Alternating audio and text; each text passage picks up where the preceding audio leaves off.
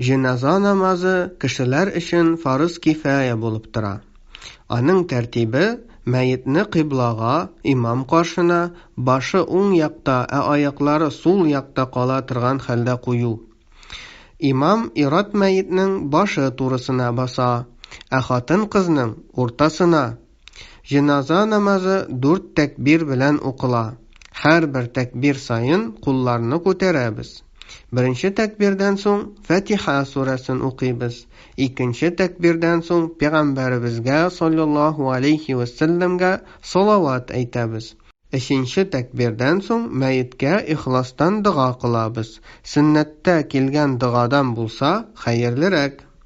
Дүртенче тәкбирдән соң бераз басып торабыз да уң якка сәлам биреп тәмамлыйбыз. Һәм кайбер хәдисләргә таянып, сул якка да сәлам бирергә була. 4 ай үтеп төшкән балага шулай ук җеназа укыла.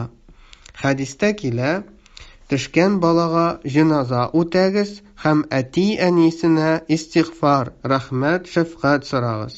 Ерак, ирешеп булмаган сәбәпле җеназа укылмаган мәеткә шулай ук җеназа уку кирәк. Ничек итеп Пәйгамбәребез саллаллаһу алейхи ва сәлләм Нәҗашигә укып безгә үрнәк калдырды.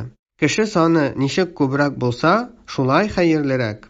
Чөнки Пәйгамбәребез саллаллаһу алейхи ва сәлләм әйтте: әгәр бер мәеткә 100гә тулган төркемнең һәрберсе шәфаәт итсә, дугалары кабул булмый кала алмас.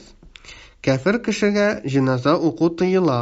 Чөнки Аллаһу субханаһу ва тәгалә әйтә: мәңге аларның үлгән берсенә җеназа укыма һәм каберенә дә барып басма, чөнки алар Аллаһка һәм аның Расулына күфрлек кылдылар һәм шул хәлдә үлеп фасиклар булып киттеләр.